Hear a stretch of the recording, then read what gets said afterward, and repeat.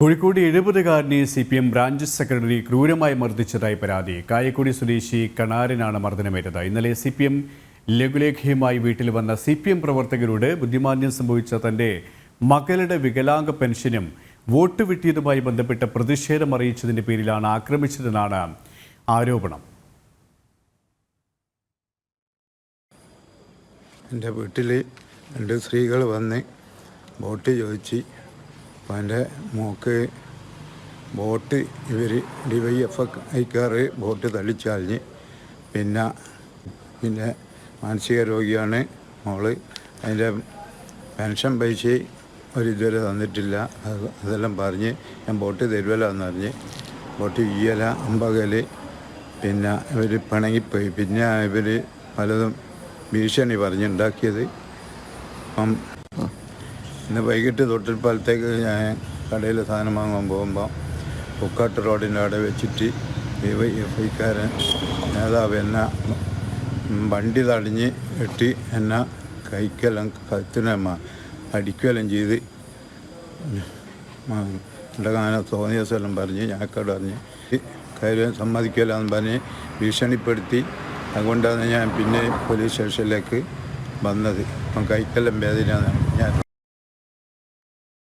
ആനന്ദ് പുതൂർ ചേരുകയാണ്. Anand 70 വയസ്സുകാരനെയാണ്, വയോധികനെയാണ് CPM branch സെക്രട്ടറിയുടെ നേതൃത്വത്തിൽ ക്രൂരമായി തന്നെ മർദ്ദിച്ചത്. മറ്റ് വിശദാംശങ്ങൾ എന്തൊക്കെയാണ്?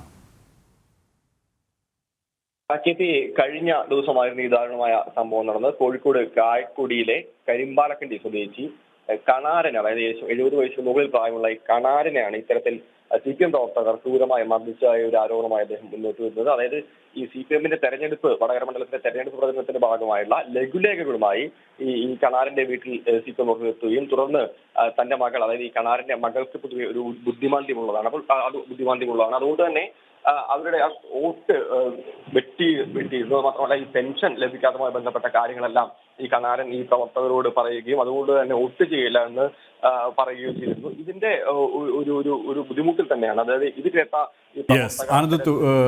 ആനന്ദിലേക്കെത്താ ഇപ്പോൾ മർദ്ദനമേറ്റ ശ്രീ കണാരൻ നമ്മോടൊപ്പം ശരിയാണ്. ശ്രീ കണാരൻ, ഇപ്പോൾ ഈ ഒരു സാഹചര്യത്തിലാണ് താങ്കൾക്ക് ഇത്രയും ക്രൂരമായ മർദ്ദനമേറ്റത്. വീട്ടിൽ കഴിഞ്ഞ ദിവസം വന്നപ്പോൾ ഈ മകളുടെ വിഷയങ്ങൾ, ഈ പെൻഷനുമായി ബന്ധപ്പെട്ട വിഷയങ്ങൾ ശ്രദ്ധപ്പെടുത്തിയത് തന്നെയാണോ ഇത്തരത്തിലുള്ളൊരു മർദ്ദനത്തിലേക്ക് എത്തിയത്? അല്ല, എൻ്റെ വീട്ടിൽ 2 പെണ്ണുങ്ങൾ വന്നതിന് ഒരു 4 ദിവസം മുന്നേ എന്നിട്ട് അവര് ശൈലജ ടീച്ചർക്ക് വോട്ട് ചെയ്യണമെന്ന് പറഞ്ഞ് വന്നതാ. അപ്പൊ അതിന്റെ മുന്നേ എൻ്റെ മോക്ക് ഒരു മാനസിക രോഗമുള്ള മോളാ. ഓക്കർ വോട്ടും തെറ്റി DYFIന്റെ ആൾക്കാർ തള്ളിച്ചാതി. ഞാൻ പറഞ്ഞ് അതുകൊണ്ട് ഞാൻ അങ്ങനെ വിളിച്ചോണ്ട് ഞാൻ നിങ്ങൾക്കൊന്നും വോട്ട് ചെയ്യല എന്ന് മാത്രം പറഞ്ഞിട്ടുള്ളൂ. പിന്നെ 2 ദിവസം കഴിയുമ്പം പറയുന്നത് ഇവിടുത്തെ DYFIക്കാരനെ കൊണ്ട് ഭീഷണി പറഞ്ഞാൽ മതം കൂട്ടി ജാതി പറഞ്ഞാലെന്ന് പറഞ്ഞിട്ട് പരാതി.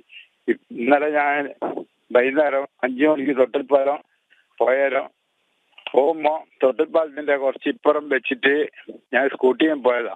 എൻ്റെ വണ്ടി തടഞ്ഞു നിർത്തിയിട്ട് എന്നെ വല്ലാണ്ട് അടിച്ചു കളഞ്ഞു. ഈ പോലീസിൽ പരാതി നൽകിയിട്ടുണ്ടല്ലോ, ഈ പോലീസിന്റെ ഭാഗത്തിനും എന്തെങ്കിലും ഇടപെടൽ ഉണ്ടായിട്ടുണ്ടോ? എന്തൊക്കെ കാര്യങ്ങളാണ് പോലീസുകാർ നിങ്ങളോട് പറഞ്ഞത്? എന്താ പോലീസ് സ്റ്റേഷനിൽ പോയിട്ട് പരാതിയെല്ലാം കൊടുത്താ.